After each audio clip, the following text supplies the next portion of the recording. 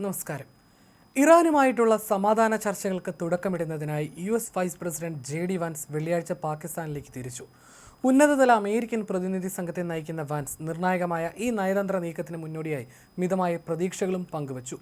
ചർച്ചകളെ ഞങ്ങൾ ഉറ്റുനോക്കുന്നു. ഇത് ഗുണകരമാകുമെന്നാണ് ഞാൻ കരുതുന്നത് എന്നാണ് യാത്രയ്ക്ക് മുൻപ് വാൻസ് പ്രതികരിച്ചത്. പ്രാദേശികമായ സംഘർഷങ്ങൾ നിലനിൽക്കുന്നുണ്ടെങ്കിലും വലിയ ആത്മവിശ്വാസമാണ് അദ്ദേഹം പ്രകടിപ്പിച്ചത്.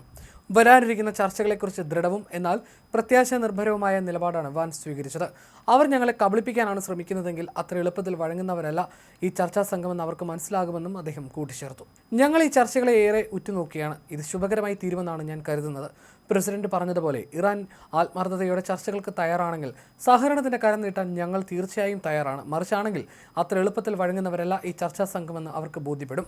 ക്രിയാത്മകമായ ചില ചർച്ചകൾ നടത്താനാണ് ഞങ്ങൾ ശ്രമിക്കുന്നതെന്നും അദ്ദേഹം ഊന്നി പറഞ്ഞു.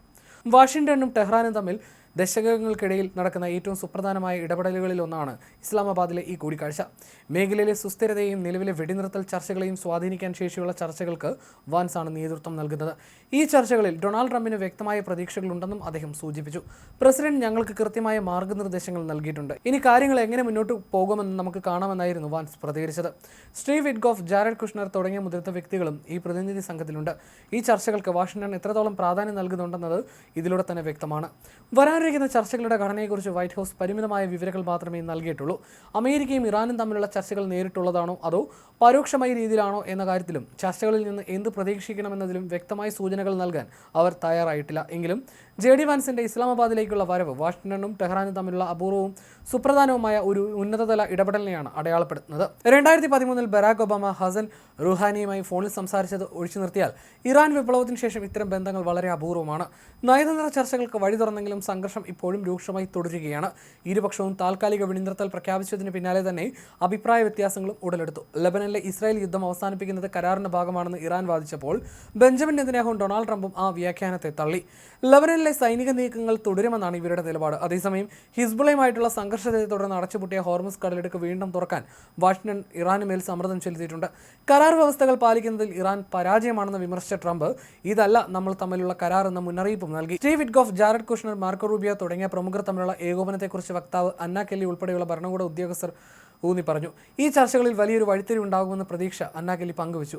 അമേരിക്കയ്ക്കും അമേരിക്കൻ ജനതയ്ക്കും വേണ്ടി മികച്ച കരാറുകൾ ഉണ്ടാക്കിയ ചരിത്രമാണ് പ്രസിഡന്റ് ട്രംപിനുള്ളത്. അമേരിക്കയുടെ താൽപ്പര്യങ്ങൾക്ക് മുൻഗണന നൽകുന്ന ഒരു കരാർ മാത്രമേ അദ്ദേഹം സ്വീകരിക്കുകയുള്ളൂവെന്നും കെല്ലി വ്യക്തമാക്കി. JD വാൻസിനെ സംബന്ധിച്ചിടത്തോളം ഈ ചർച്ചകൾ അദ്ദേഹത്തിന്റെ കരിയറിലെ നിർണായകമായ ഒരു നിമിഷമാണ്. ട്രംപ് ഭരണകൂടത്തിൽ ഇതിനു മുമ്പ് അത്ര സജീവമല്ലാതിരുന്ന അദ്ദേഹം നയതന്ത്ര രംഗത്ത് വലിയ പരിചയസമ്പത്തില്ലായിരുന്നിട്ടും ഇപ്പോൾ കേന്ദ്രസ്ഥാനത്തേക്ക് വന്നിരിക്കുകയാണ്. ഇറാഖ് യുദ്ധത്തിൽ പങ്കെടുത്ത പരിചയമുണ്ടെങ്കിലും ദേശീയ രാഷ്ട്രീയത്തിൽ വളരെ കുറഞ്ഞ കാലം മാത്രം പ്രവർത്തിച്ചിട്ടുള്ള വാൻസ് ഇത്രയും സങ്കീർണമായ ചർച്ചകൾക്ക് നേതൃത്വം നൽകുന്നത് വലിയ ചർച്ചകൾക്ക് വഴിവെച്ചിട്ടുണ്ട്.